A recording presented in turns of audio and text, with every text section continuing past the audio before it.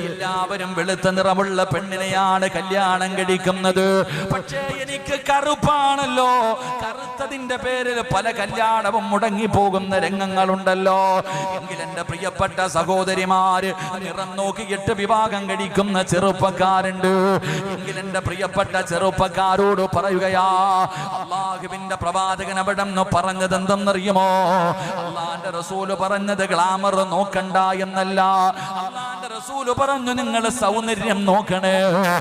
എന്റെ പ്രിയപ്പെട്ട ചെറുപ്പക്കാരോട്, എല്ലാവരും വെളുത്ത നിറമുള്ള പെണ്ണിനെ മാത്രമേ വിവാഹം കഴിക്കൂ എന്ന് തീരുമാനിച്ചാൽ, എന്റെ പ്രിയപ്പെട്ട ചെറുപ്പക്കാരെ, എല്ലാരും ഇങ്ങനെ കണ്ണാടിയുടെ മുന്നിൽ നോക്കും. ആണുങ്ങളും പെണ്ണുങ്ങളും. പെണ്ണുങ്ങൾക്കാണ് ഏറ്റവും കൂടുതൽ ടെൻഷൻ. കണ്ണാടിയുടെ മുന്നിൽ പോയി നിൽക്കുമ്പോ, പടച്ചോനെ നിനക്ക് നിറം കറുപ്പാണല്ലോ അല്ല, ബ്ലാക്ക് ആണല്ലോ അല്ല. പലരും വന്ന് പെണ്ണ് നോക്കും, എങ്ങനുണ്ട് പെണ്ണൊക്കെ കൊള്ളാം, പക്ഷെ നിറവിത്തിരി കുറവാ.